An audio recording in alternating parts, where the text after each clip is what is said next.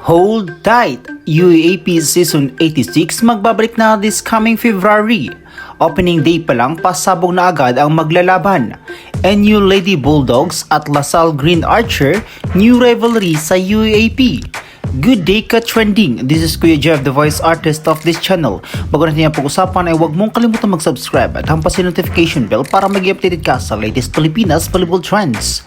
Hold tight and fasten your seatbelt dahil muli na namang magbabalik ang most awaited collegiate volleyball league this coming February 2024. Naglabas na nga ng tentative schedules ang Philippine Volleyball Updates patungkol sa magaganap na UAAP Season 86.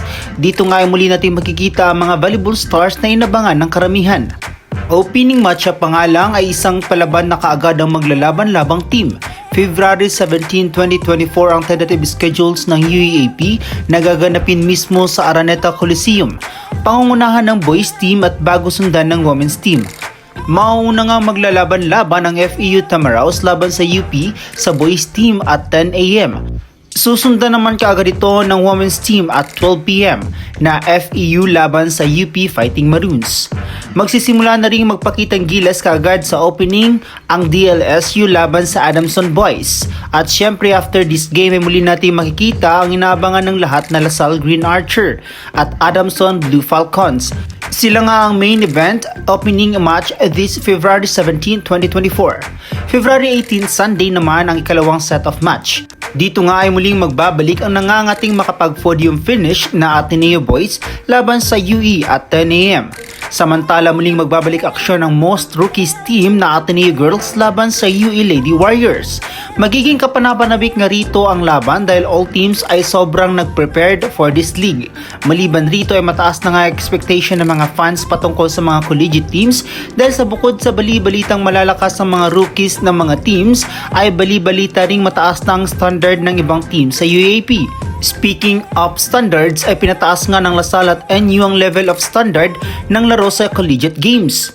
Kung maalala natin ang NU Core nga ang nangunguna sa ating women's volleyball national team kung saan ay gumawa sila ng magandang stunt international. Hindi man nakapag-uwi ng corona para sa ating bansa ay mas naging maganda nga ang experience ito para sa NU Lady Bulldogs. Tumaas nga ang kanilang moral and confidence sa laro kaya't isa sila sa ngayon sa inaabangan ng mga tagahanga. Maliban sa kanila ay gumawa rin ng magandang pangalan ng LaSalle nang pinataob nito ang isang club team ng Thailand na Supreme VC. Nakakuha nga sila rito ng 4 wins and 1 loss. At isa sa mga nakakabilib ay wala pa rito si Kanino na main gunner ng koponan. Mas naging maayos nga ang for defense at attacking ng koponan na siya namang kinagulat ng Thai club teams. Sa ngayon ay itong dalawang UAAP teams pa lang ang nakapagbigay ng hanga sa mga volleyball fans. Wala pa naman tayong narinig tungkol sa ibang teams kung paano sila humanda for this coming UAAP Season 86. And who knows kung paano nila gugulatin ang volleyball fans dito sa Pinas. Isa ka ba sa maging excited this UAAP Season 86? Sino-sinong team ang inaabangan mo? Ilatag mo na yan sa ating comment section.